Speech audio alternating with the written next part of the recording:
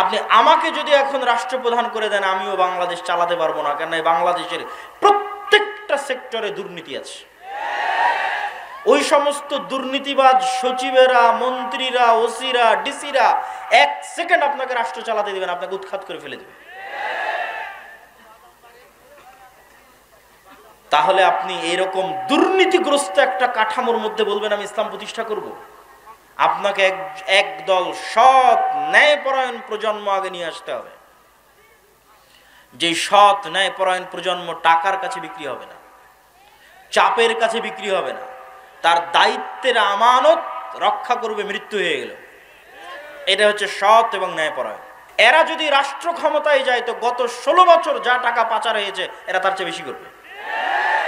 গত 16 বছর যা দুর্নীতি হয়েছে প্রত্যেকটা মুসলমান তার চেয়ে বেশি দুর্নীতি করবে। শুধু সে যায়নি তাই গালি দিচ্ছে যে ও দুর্নীতিবাজ ছিল, এত টাকা পাচার করে নিল, ও গেলে ওইও করতো। তাহলে আপনাকে দিয়ে কখনোই আল্লাহ সুবহানাহু ওয়া তাআলা রাষ্ট্রে ইসলাম প্রতিষ্ঠা করবেন না, কেননা আপনি রাষ্ট্রে ইসলাম প্রতিষ্ঠার যোগ্য নন। রাষ্ট্রে ইসলাম প্রতিষ্ঠা করার 1 নাম্বার শর্তই হচ্ছে আপনাকে ন্যায়পরায়ণ হতে হবে। ন্যায়পরায়ণ না হলে আপনি রাষ্ট্রে ইসলাম প্রতিষ্ঠার যোগ্য নন। কেন? আপনি রাষ্ট্র নেতা হওয়ার যোগ্য নন, দলের নেতা, দেশের নেতা, সমাজের নেতা, কোনো কিছুর নেতা হওয়ার যোগ্য নন। আপনি কিসের যোগ্য? গোলাম হওয়ার যোগ্য। গোলামেরা মিথ্যা বলে, গোলামেরা অন্যায়পরায়ণ হয়। সম্মানিত উপস্থিতি, তাহলে আমরা মুসলমানেরা কি অবস্থায় দাঁড়িয়ে আছি?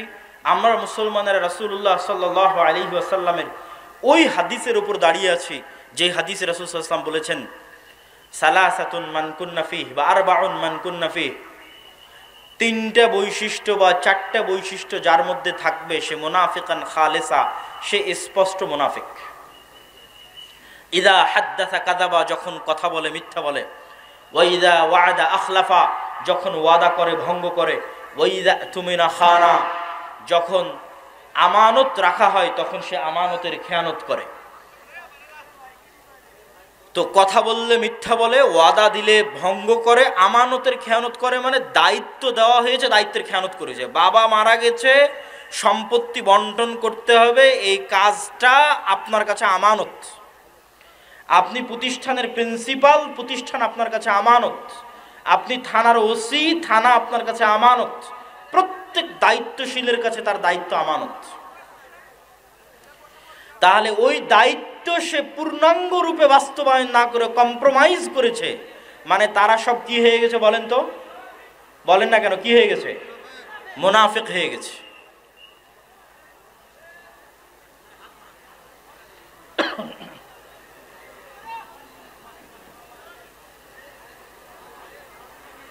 না, মাইকের সমস্যা নেই, একটু থামেন।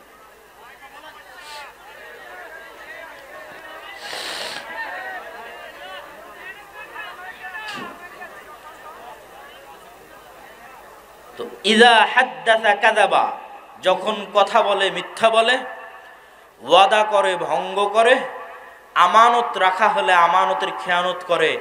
তাদেরকে আল্লাহর নবী কি বললেন? একটু জোরে বলতে হবে, কি বললেন? মুনাফিক। তার মানে পিতার সম্পত্তিতে বোনকে ভাগ দেয়নি যে সে কি? একটু কথা বলতে হবে, সে কি? মুনাফিক। যৌতুকের ভিত্তিতে বিবাহ করেছে যে সে কি? মুনাফিক। তাহলে এই সমস্ত মুনাফিকদের দিয়ে আপনি তাহলে প্রশ্নের পরের প্রশ্ন আসবে, এই সমস্ত মুনাফিকেরা নামাজ পড়ছে কেন? এই সমস্ত মুনাফিকেরা দান করে কেন? এই সমস্ত মুনাফিকেরা তাহাজ্জুদের সালাত আদায় করে কেন? কেননা গত 16 বছরে এমনও ছিল প্রশ্ন ফাঁসের টাকা আল্লাহর রাস্তায় দান করেছে। তাহলে আল্লাহর নবীর কথা অনুযায়ী সে মুনাফিক, কেননা প্রশ্ন ফাঁস তার আমানত, প্রশ্ন রক্ষা করা আমানত ছিল, খেয়ানত করেছে। আল্লাহর নবী বলছেন ও মুনাফিক, খাঁটি মুনাফিক। তো খাঁটি মুনাফিক কেন দান করছে? গত 16 বছর এমনও ছিল যে সবচেয়ে বড় দুর্নীতিবাজ সেও নাকি তাহাজ্জুদের সালাত আদায় করে, সবচেয়ে বড় খুনি সেও নাকি তাহাজ্জুদের সালাত আদায় করে। তাহলে সে যদি খুনি হয়, দুর্নীতিবাজ হয়, মিথ্যুক হয়, তাহলে সে তো মুনাফিক। শত OC, DC, SP, AC land, sub registrar সারা দিন ঘুষের লেনদেন করতেছে, 24 ঘন্টা ঘুষের লেনদেন করতেছে, তারা তার দায়িত্বে খেয়ানত করতেছে। তো দায়িত্বে খেয়ানত করার কারণে আল্লাহর নবীর ভাষা অনুযায়ী সে কি? মুনাফিক। কিন্তু এরা সবাই তো হজ করে এসেছে, উমরা করে এসেছে, নামাজ পড়েছে, মসজিদ মাদ্রাসার সভাপতি, প্রধান অতিথি, বিশেষ অতিথি, কি না সবকিছুতে আছে। তাহলে কেন দ্বীনি কার্যক্রমে? মূলত তারা তাদের মুনাফিকি ঢাকতে আল্লাহর রাস্তায় দান করে, মুনাফিকি ঢাকতে হজ উমরা করে, মুনাফিকি ঢাকতে মসজিদে গিয়ে নামাজ পড়ে, কিন্তু আসলে মুনাফিক। কিন্তু মুনাফিকিটা যেন মানুষের সামনে ধরা না পড়ে, ওই মুনাফিকির উপর পর্দা দেওয়ার জন্য মুখে দাড়ি আছে, মাথায় টুপি আছে, নামাজের কড়া আছে, কিন্তু বাস্তবে মুনাফিক। তাহলে কোন মুসলমান স্বাধীন, কোন মুসলমান রাষ্ট্রের দায়িত্ব পাবে, কোন মুসলমান দেশ ও জাতিকে নেতৃত্ব দিবে? যেই মুসলমান এমত অবস্থায় সালাত আদায় করে যে, এমত অবস্থায় সালাত আদায় করছে যে ওই অবস্থায় সে মিথ্যুকও নয়, দুর্নীতিবাজও নয়, সত্যবাদী, শতভাগ সত্যবাদী, শতভাগ ন্যায়পরায়ণ, এমত অবস্থায় সে সালাত আদায় করছে, ওই সালাতের যে ক্ষমতা, ওই সিয়ামের যে পাওয়ার, ওই হজ, ওই ওমরা, ওই দানের যে পাওয়ার, ওই পাওয়ারেও রাষ্ট্র ক্ষমতায় চলে যাবে।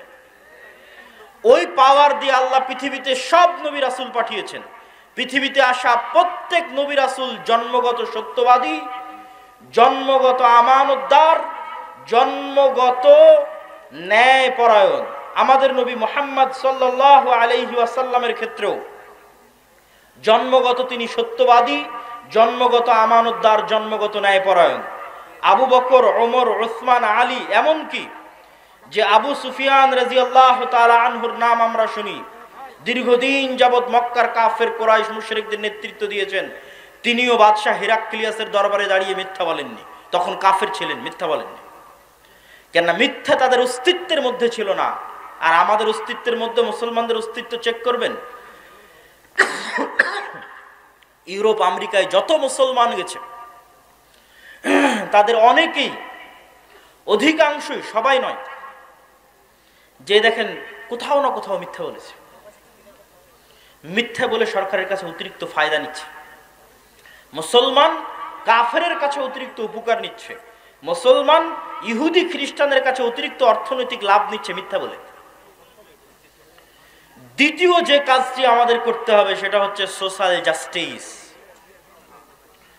সোশ্যাল জাস্টিস মানে এতক্ষণ যা বললাম তার আলোকেই সোশ্যাল জাস্টিস নির্ধারিত হবে। সামাজিক ন্যায় বিচার। গত 16 বছর যে পাওয়ার প্র্যাকটিস হয়েছে সারা বাংলাদেশে, এই পাওয়ার প্র্যাকটিস এখন নাই, শূন্যের কোঠায়। ওই ফাঁকা জায়গায় মসজিদ মাদ্রাসাগুলোর ক্ষমতা ছিল যে তারা ন্যায় বিচার প্রতিষ্ঠা করবে। কিন্তু দুঃখজনক হলেও সত্য, দেশে প্রতিষ্ঠিত ইসলামী দল বলেন, ইসলামী সংগঠন বলেন, মসজিদ বলেন, মাদ্রাসা বলেন, তারা আল আমরু বিল মারুফ ওয়ান নাহি আনিল মুনকার এবং সামাজিক ন্যায় বিচার প্রতিষ্ঠায় দুর্বল। এবং তাদের চোখের সামনে আরেক দল ওই একই জায়গায় একই অন্যায় লিপ্ত হচ্ছে। এক জায়গায় গত 16 বছর যারা চাঁদাবাজি করেছে, আজকে ওই জায়গায় আরেকজন চাঁদাবাজি করতেছে, কিন্তু কেউ প্রতিবাদ করতেছে না। সোশ্যাল জাস্টিস মানে সমাজে মানুষের প্রতি অন্যায় হতে দেওয়া যাবে না।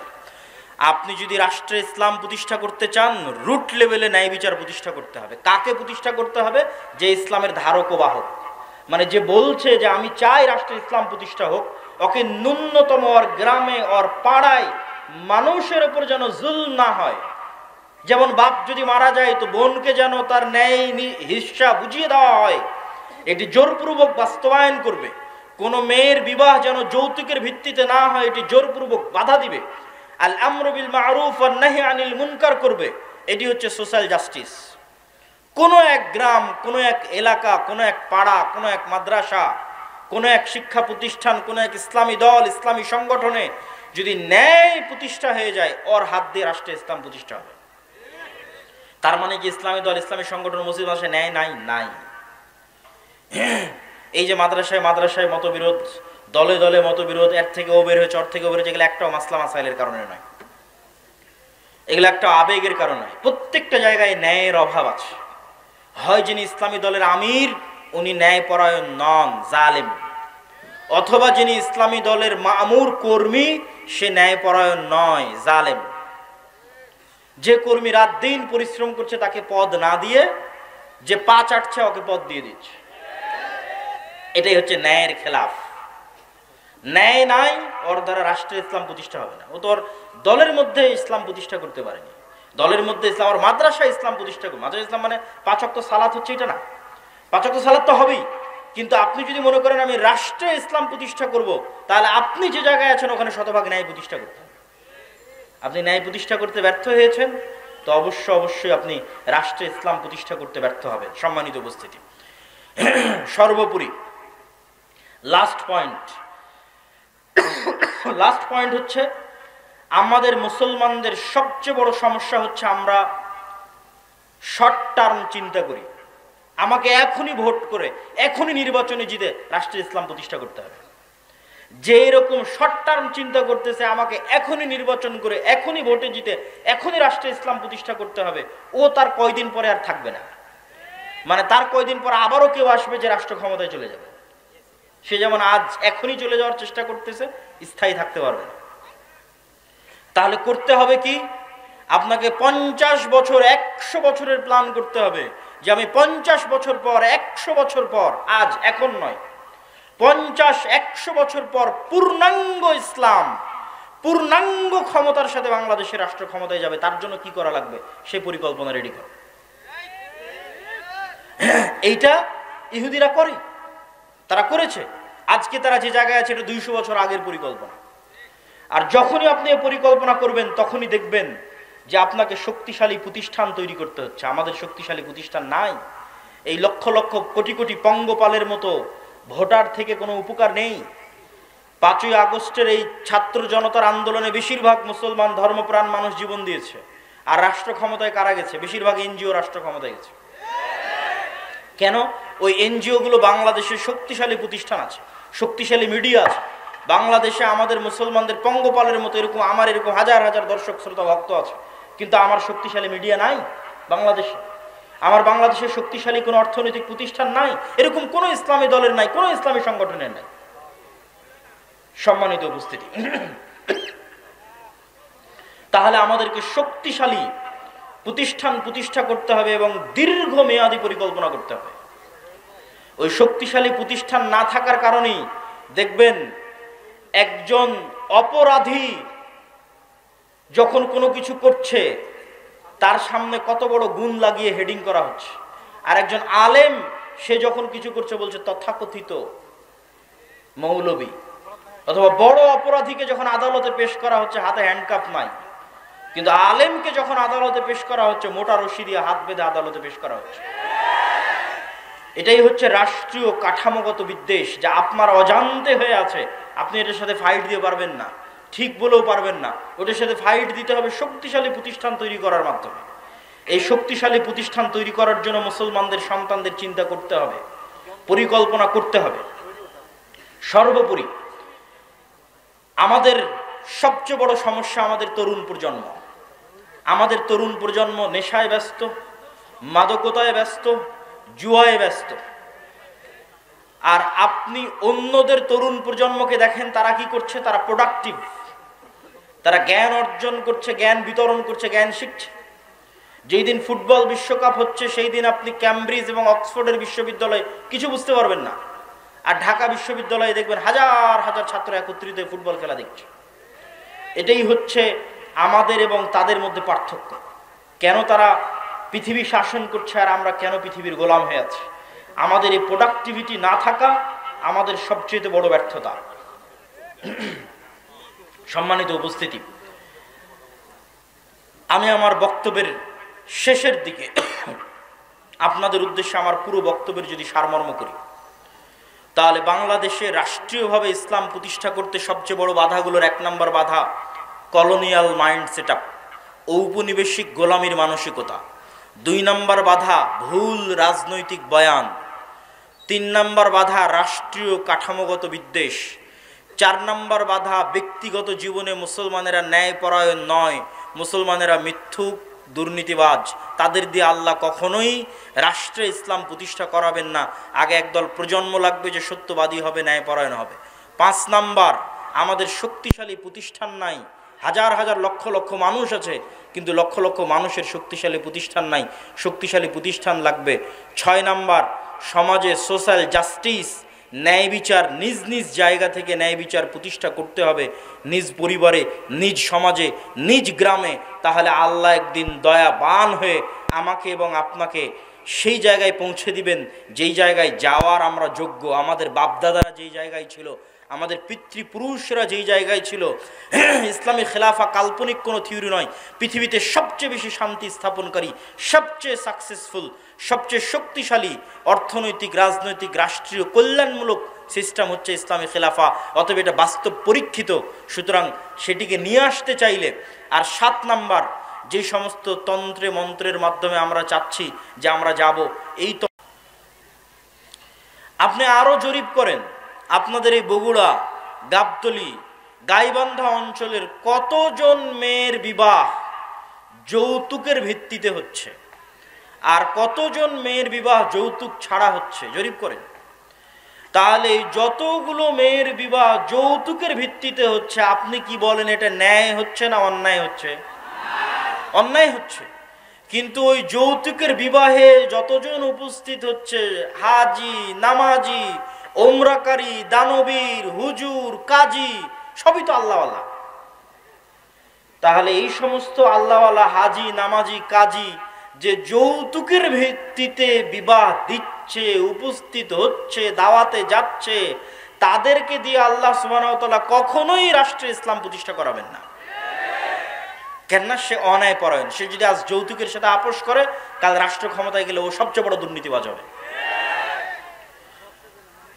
মানে আমাদের মধ্যে যতজন উপস্থিত আছে, যারা বোনকে পিতার সম্পত্তিতে ভাগ দেয়নি, যারা মেয়েকে বিবাহ করেছে যৌতুক এবং ডিমান্ডের ভিত্তিতে, এবং এই ধরনের মানুষের সাথে সম্পৃক্ত, অন্যায়ের সাথে জড়িত আছে।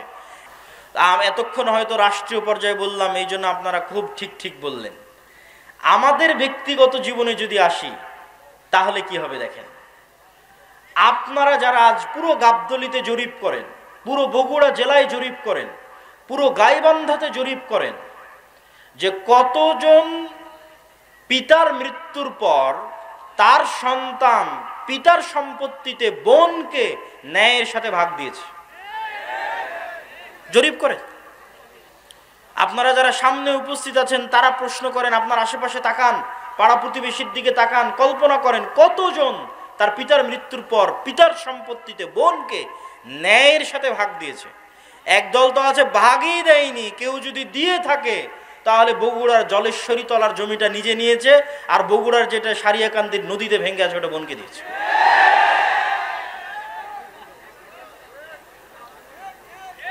তাহলে আপনি ন্যায়পরায়ণ নন, সত্যবাদী নন, কিন্তু আপনি নামাজি, আপনি হাজি, আপনি ওমরাকারী, আপনি দানবীর। ৭১ জন্ম, তাহলে এটা মিথ্যা কথা। তাহলে ওই গাবতলীর সন্ধ্যাবাড়ির আপনাদেরই বাপ দাদা আজ থেকে 200 বছর আগে ব্রিটিশদের বিরুদ্ধে জিহাদ করেছে, ওটাকে আপনি বহন করবেন না? ওটাকে আপনি রক্ষা করবেন না? নিজের মধ্যে ধারণ করবেন না? অবশ্যই ধারণ করতে হবে, নাহলে আপনি জাতি হিসেবে মানসিকভাবে, ঐতিহাসিকভাবে, রাজনৈতিক বয়ানে গোলাম হয়ে যাবে। এবার ওই 1757 23 জুনের আগের যে ইতিহাস, মুঘলদের বাংলাদেশ, তার আগের স্বাধীন সুলতানি শাসন আমলের বাংলাদেশ, মুঘলদের আগের অংশ হচ্ছে স্বাধীন সুলতানি শাসন আমল। স্বাধীন সুলতানি শাসন আমল কোনটা? যেই সময় রাজধানী ছিল মুর্শিদাবাদ, মালদা, রাজশাহী, চাঁপানবাবগঞ্জ, গৌড়, তৎকালীন ভাষায় বলা হয়েছে গৌড়। এই জন্য সব পুরাতন মসজিদ দেখবেন ওই বেল্টে প্রচুর পরিমাণে আছে। সোনা মসজিদ আছে, বাঘা মসজিদ আছে, কুসুম্বা মসজিদ আছে, আরও কত অসংখ্য পুরাতন মসজিদ আছে 500 বছর আগের। ওই অঞ্চলগুলো ঘুরতে গেলে দেখতে পাবেন। আর বাংলাদেশ বর্ডার ক্রস করে মালদার গৌড় রোডে প্রবেশ করলে তো আরও শত শত মসজিদ আছে, ছোট আদিনা, বড় আদিনা, এগুলো সব ওই সময়কার রাজধানী। আর মুঘলদের রাজধানী হচ্ছে ঢাকা। তাহলে এই দীর্ঘ 1000 বছরের ইতিহাসকে যদি বাদ দেন, জাতি হিসেবে আপনি মৃত্যুবরণ করলেন। আর 1971 বা 1947 পরে বাংলাদেশের মানুষকে বারবার বিভক্ত করার চেষ্টা করা হয়েছে। বাংলাদেশের মানুষকে কি দিয়ে বিভক্ত করা হয়েছে? তিনটা পরিভাষা দিয়ে বাংলাদেশের মানুষকে বিভক্ত করা হয়েছে রাজনৈতিকভাবে। এই রাজনৈতিক বিভক্তি থেকে বের হয়ে আসতে হবে। অন্য আর যে কোনো বিষয়ে রাজনীতি চলতে পারে, কিন্তু এই বিষয়গুলো নিয়ে রাজনীতি করতে দেওয়া যাবে না। এটা যে রাজনৈতিক সচেতনতা। 47-এ দেশ স্বাধীন হওয়ার পর বাঙালি জাতীয়তাবাদের নামে বাংলাদেশের মানুষের মধ্যে বিভেদ তৈরি করা হয়েছে। বলে যে আরে তুমি পরে মুসলিম, আগে বাঙালি। বাঙালি জাতীয়তাবাদকে মহান করা, বাঙালি জাতীয়তাবাদকে মহান করতে গিয়ে পহেলা বৈশাখের কালচার থেকে শুরু করে যত বাঙালি কালচার আছে সেই কালচারগুলোকে মহান করে যে না আমি বাঙালি। আর এই বাঙালি জাতীয়তাবাদকে ইসলামের বিরুদ্ধে দাঁড় করানো। কিন্তু তারা ভুলে যায় যে এই বাঙালি জাতীয়তাবাদের নামেই 1905 সালে হওয়া বঙ্গভঙ্গ 1911-তে ব্রিটিশ সরকারকে রদ করতে বাধ্য করে কলকাতার দাদাবাবুরা। আর 1911-তে বঙ্গভঙ্গ রদ হয়ে যাওয়ার কারণে 1947 পর্যন্ত এই পূর্ববঙ্গে না কোনো কলকারখানা, না কোনো ব্যবসায়িক প্রতিষ্ঠান, না কোনো স্কুল কলেজ, না কোনো বিশ্ববিদ্যালয় কিছুই প্রতিষ্ঠিত হয়নি। মানে আপনাদের টাকায়, আপনাদের বাপদাদাদের টাকায় যা কিছু গড়ে উঠেছে সব কলকাতাতে গড়ে উঠেছে। তাহলে পূর্ববঙ্গের মুসলমানেরা যে বৈষম্যের শিকার হলো, সেটা তো তোমার বাঙালি জাতীয়তাবাদের নামেই সেই বৈষম্যের শিকার হলো। আবার সেই বাঙালি জাতীয়তাবাদকে উজ্জীবিত করে বাংলাদেশের মুসলমানদের মধ্যে বিভেদ তৈরি করা, এটা হচ্ছে আমাদের পার্শ্ববর্তী দেশ থেকে পরিচালিত বাংলাদেশের মধ্যে পার্থক্য তৈরি করার রাজনৈতিক বয়ান। আর একটা পার্থক্য তৈরি করার রাজনৈতিক বয়ান কি?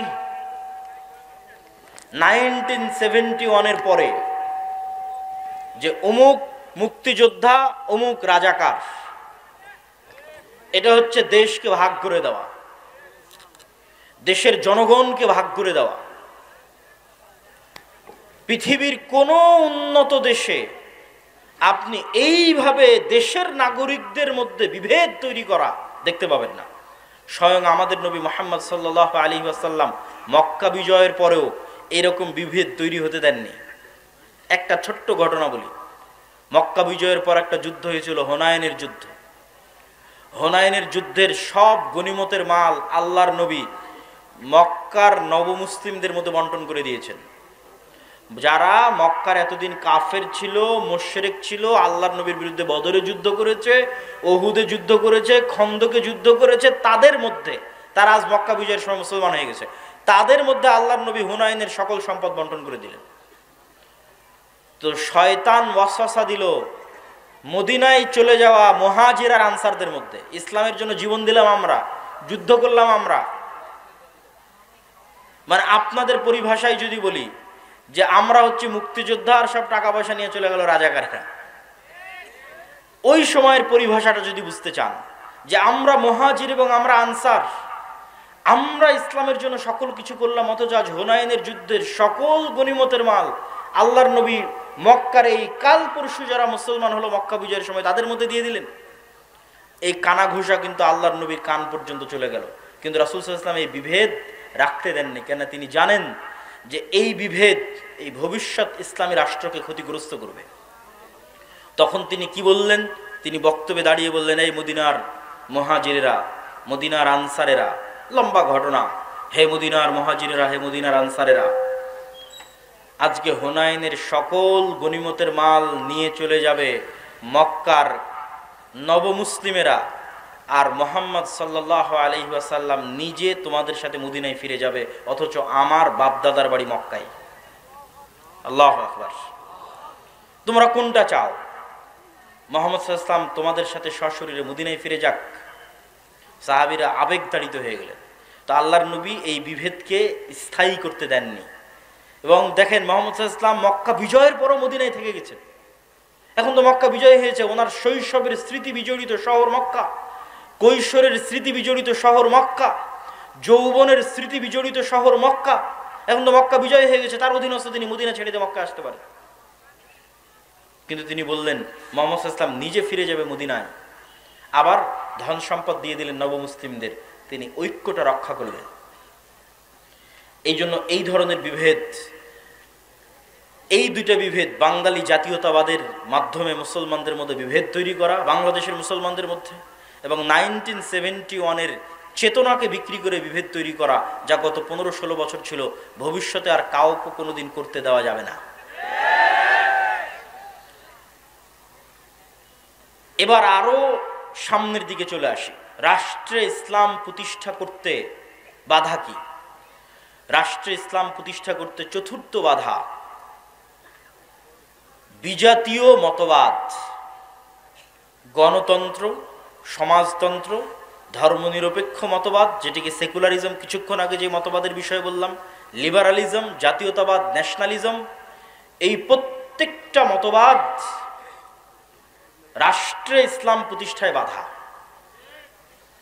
আমি যদি আরো সারমর্ম করে বলি যে পৃথিবীতে ইসলামী খেলাফা প্রতিষ্ঠা হবে, এই ইসলামী খেলাফার সবচেয়ে বড় শত্রু গণতন্ত্র নিজেই। এই জন্য আমার একটা বক্তব্য দেওয়া আছে যে গণতন্ত্রের কবর রচনার উপরই ইসলামী খেলাফতের উত্থান হবে। কিন্তু এই বক্তব্য আবার আমাদের কিছু ভাইদের সহ্য হবে না, কিন্তু তাদেরকে আমি উদাত্ত আহ্বান জানাবো, আপনারা আরো পড়েন, আরো পড়েন, আরো পড়েন। আরো পড়লে দেখবেন গণতন্ত্রের নামে মুসলমানদের সামনে মূলা ঝুলিয়ে রাখা আছে। গত 100 বছরেও কোনোদিন গণতন্ত্র দিয়ে ইসলাম প্রতিষ্ঠিত হয়নি, আগামী 1000 বছর চেষ্টা করলেও কোনোদিন গণতন্ত্র দিয়ে ইসলাম প্রতিষ্ঠিত হবে না। হ্যাঁ, গণতন্ত্র দিয়ে যে ইসলাম প্রতিষ্ঠিত হবে, যদি বলেন যে হ্যাঁ হবেই হবে, তাহলে আমি এই চ্যালেঞ্জ দিয়ে বলে গেলাম, গণতন্ত্র দিয়ে যে ইসলাম প্রতিষ্ঠিত হবে ওটা বিকৃত ইসলাম, কম্প্রোমাইজড ইসলাম, পূর্ণাঙ্গ ইসলাম নয়। যে ইসলামের মধ্যে শিরক মিশ্রিত থাকবে, যে ইসলামের মধ্যে ইসলামের সকল বিধিবিধান উপস্থিত থাকবে না, পূর্ণাঙ্গ রূপে উপস্থিত থাকবে না। তাহলে আপনি যেহেতু বলতেছেন এগুলোর মাধ্যমে প্রতিষ্ঠিত হবে না, তো হবে কিসের মাধ্যমে?